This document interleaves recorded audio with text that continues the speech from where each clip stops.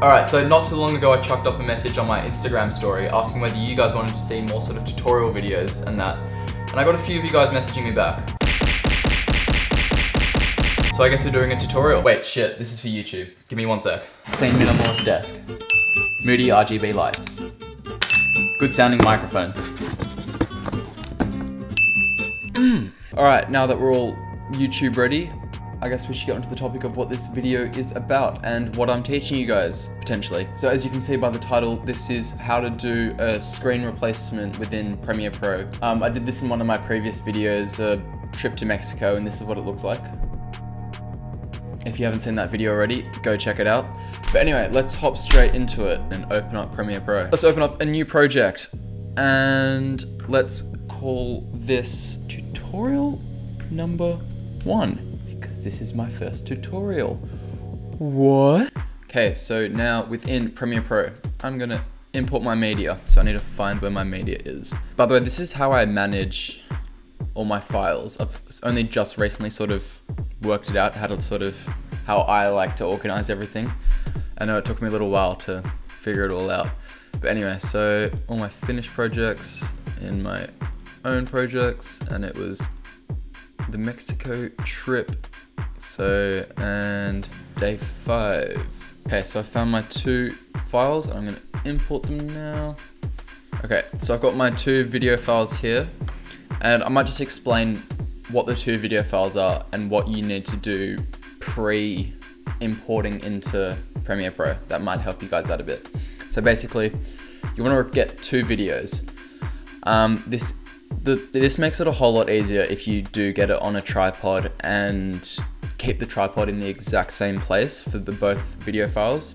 So video file number 1 is you want a video of you or anyone or something walking across the frame in how you want. So this is a video of me walking across the frame on the front of a wharf, pier, jetty, don't know, don't care. And looking out onto the sun.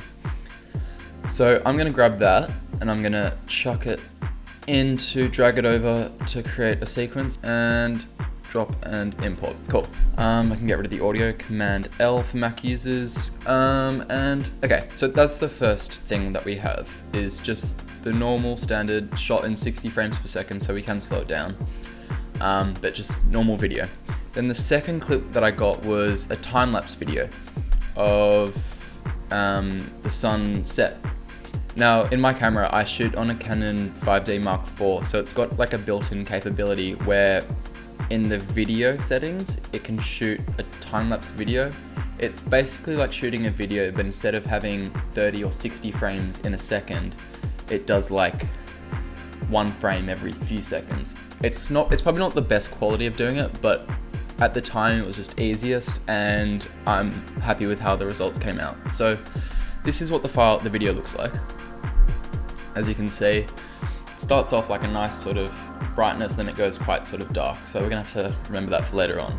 I'm gonna drag this one across as well, and I'm gonna chuck it underneath. Now I'm gonna grab this video, and I'm gonna go to the point where I want the video to start.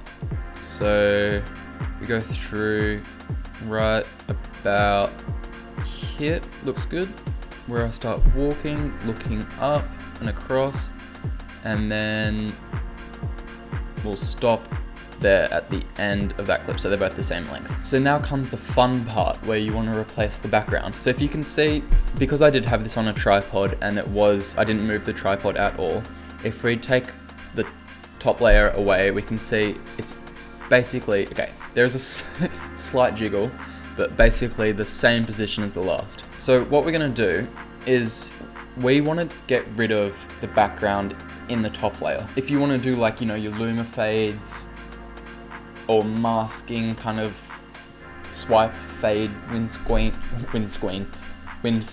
wiper things, then you can do something else. But I'm just gonna do it the easiest way and the way that I like the most, I guess. So if you go into the search on effects and you type in, firstly type in key. So these are all the keying options that you can do. A lot of you guys will probably be familiar with the Luma key, which is used for your typical Sam Kolder Luma fade, but we are not Sam Kolder, so we're doing something else. So we're going on to color key. This is also what you'd use the color key if you're doing green screen, for instance. That's basically what we're doing right now, is a green screen, just without the green or a screen or anything, so it's a lot harder. Nonetheless, let's get into this, the fun part. So if you grab your picker here, and you can see that there's a whole array of colors there in the background. I want to try and get rid of all those with like as cleanly as possible. So firstly, I'm gonna just select this pretty white yellow. It's probably got a bit of yellow in there, color. And without any tolerance at all, it's already gotten rid of it. So we're just gonna increase this tolerance enough just until you can see, wait, I'll show you when you see it. It's easier to show it than explain it. It's actually getting rid of it quite nicely. Okay, now look down at the wood on the wharf and look how it's starting to sort of disappear. I'll do it extremely. See how it's just sort of starting to disintegrate? We don't want that. So if you just get it just before it starts to do that, so about here, that's good. All right, so that's as far as we can take that color. So what we do is we Command C and Command V, copy and paste it. For Windows, Control C, Control V. Yes, I feel like we all know that by now. So we've copied and pasted the exact same effect. So it's got twice of it. It hasn't changed it at all because it's exactly the same white.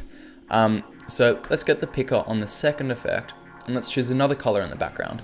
So let's look at around here for this bluey sort of gray look. You want to find colors that aren't in the space that you want to keep.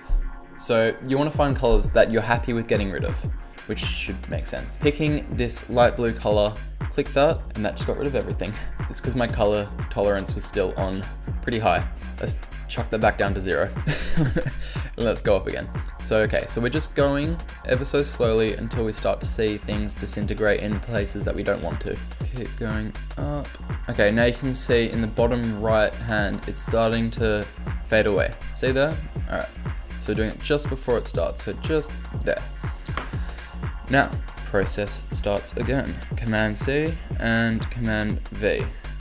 Pick my color, click on this more yellowy gray, boom.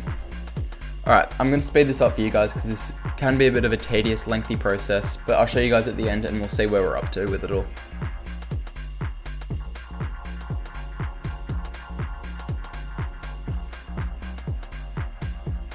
Alright, I'm now finished up all the keying out, so that didn't take too long, like it was, I don't know, 5-10 minutes, it's really quick and easy. So you can see from these color key things, I've got 13 different color keys.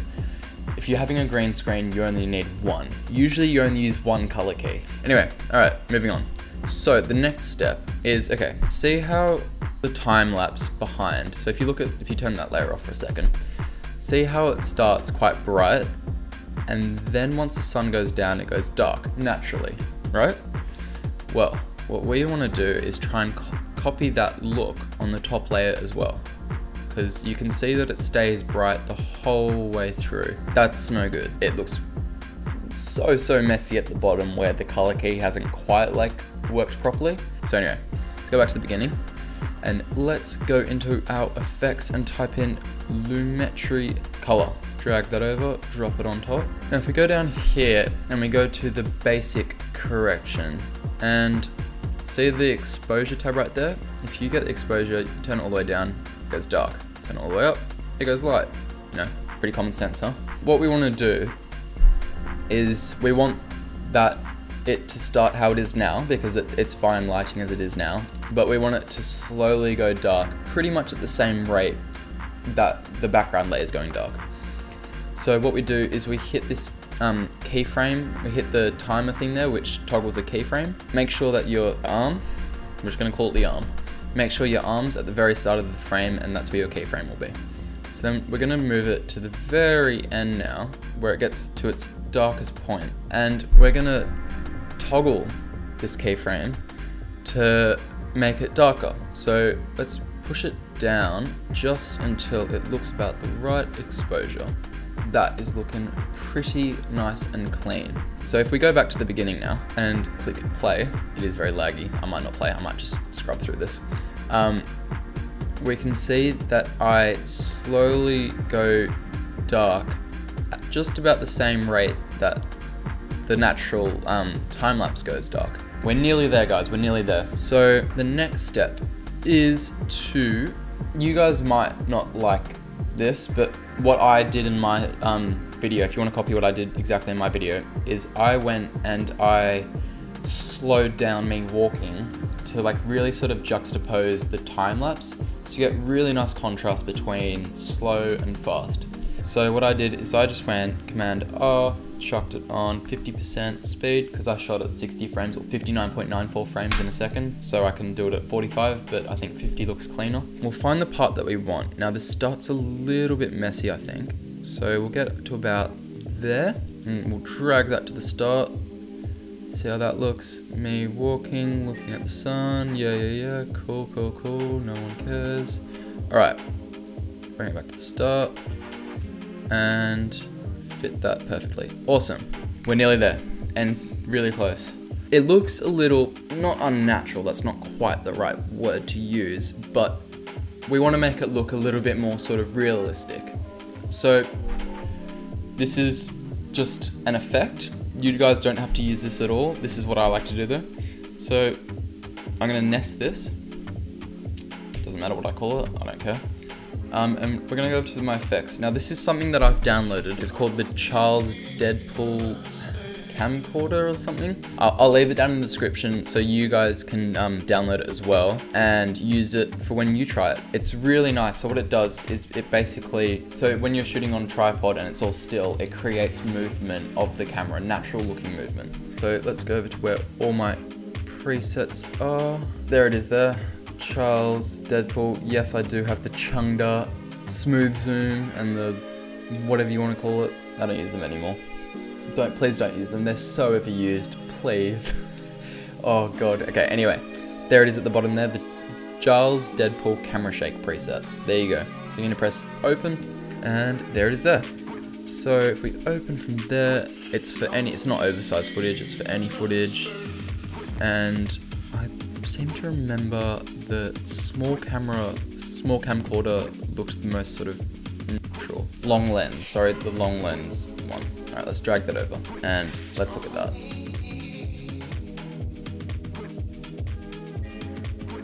Alright, it is finally rendered out, and we're going to preview this really quick. There we go. So I think it just gives it that nice edge and creates a nice finished complete look. But we're not done yet. We're not done yet, we need to polish it off. So if we then go and create an adjustment layer, we can put that over the top of our footage that we've already made and do our color grading off that using Lumetri colors, but I'll save that for another tutorial. So let's have a quick go through that. Oh, it's looking good today. Go over to my editing supplements and chuck on the crop line so you get that nice classic letterbox effect. Looks lovely, don't know why, I would love to know the psychology behind why people like the letterbox look, but hey, it works for me. And now it's time to export. And chuck on maximum render quality and export. And I'll show you what it looks like when it's done. Okay, so the video has just finished exporting. So let's open it up and let's have a quick preview and see what it looks like.